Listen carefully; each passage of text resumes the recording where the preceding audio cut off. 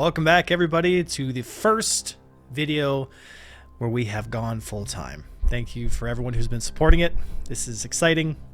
This is the first of many videos that are going to be happening here on the channel that has everything to do with opening the discussion and adding ideas and just having kind of a place for us to talk about some of the things going on in StarCitizen, and for me to give my opinion from a player versus player perspective on some things that CIG can improve in regards to combat, trade, economy, mining, all kinds of stuff.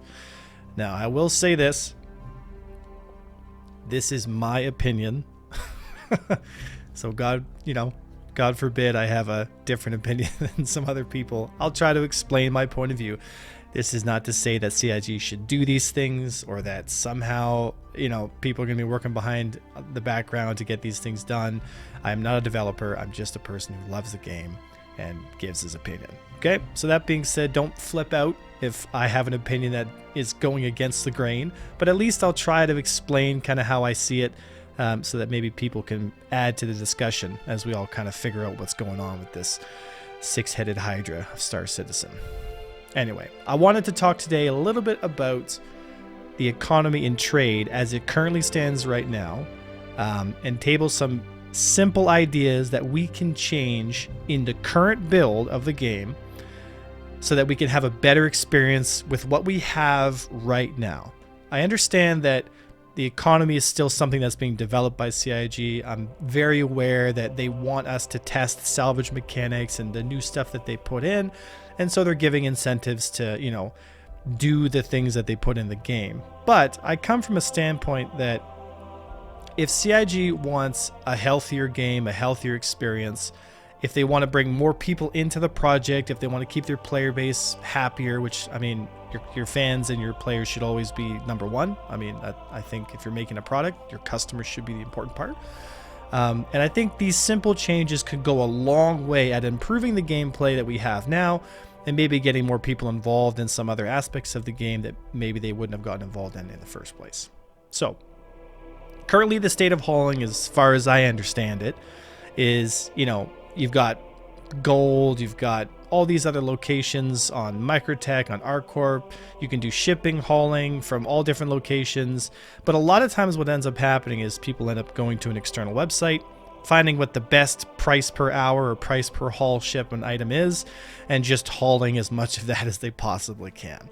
Recently, RMC, or recycled components that are bought on places like Hurston and Microtech at some of these illicit facilities, are going for a substantial amount of money. And so people are making a 30, 40, 50% profit on some of these runs, which I think is good. But I think the issue comes in when, you've got massive amounts of drugs that are being dropped from NPC missions, which are essentially risk-free. And this is my biggest problem. Risk-free money making needs to go. I understand that people want to make money. It's an alpha and, we're all in a testing environment. But I think it would go a long way at making the gameplay better if risk/reward components or, the structure of the economy was based on that, rather than, I'm not going to lose anything except for a little bit of time. I'm going to go do one mission and boom, I've got 6 million AUEC worth of drugs inside some of these ships that I shoot down, which is worth 100 times more than the mission itself. I realize that they've adjusted some of these numbers too. There's less drugs dropping. But I'm a strong believer in that risk reward should be the fundamental mechanic behind any economy. If you're in a Hull C and you're hauling an entire Hull C full of gold, you should be making money. But the difference is, if you get caught by a group of pirates, that money is going to go to them and not to you. So you've taken a huge risk. But if you're making 20 million off a load, it's probably your best interest to have at least a few scouts, people who can defend you, which will really secure the fact that you're able to actually make that kind of money.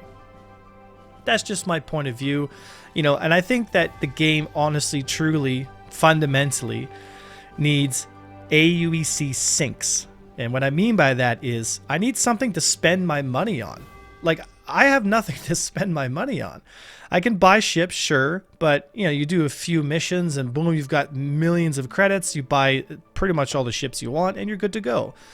And although that might be fun, but it kind of pulls some of the desire to play the game out. And I understand that there are cheaters in the game and there is AUEC selling and there's lots of other illicit things going on. You're never going to catch all those folks. But for the general audience and the general public, wouldn't it be better to have a better risk reward system so that it gets people involved, and when they actually do make money, it feels a little more, I don't know, exciting?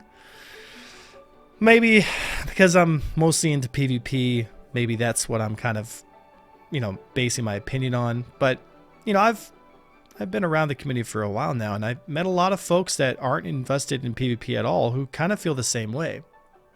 What would be wrong with making claim timers a little more expensive so that we can spend our money on making sure our ships are good? And also, what would be the big downside to making sure that if you upgrade components on your vessel to all military grade A stuff, why isn't the claim timer significantly higher? Because that ship that I'm claiming is no longer the default ship that I bought in the first place. So if I'm losing a ship with all military grade A components and I claim that ship, you're telling me it costs just as much? These are some things that I feel like would probably go a long way at making the gameplay better. And I feel like there's a lot of folks out there maybe that are going to argue, well, there's a lot of crashing in the game. It really makes the game unplayable. And I lose ships all the time to the game just being silly. And I'm not really sure that holds true now. Back in the day, sure, but with 30k protection, a lot of times your ship comes back just fine. I haven't lost, quote-unquote, a ship in a long time. Now, sure, I've hit invisible asteroids and I've had stuff hit me and I've lost ships to some shenanigans, sure. But it doesn't really sting in any kind of meaningful way other than just being a slightly annoying experience.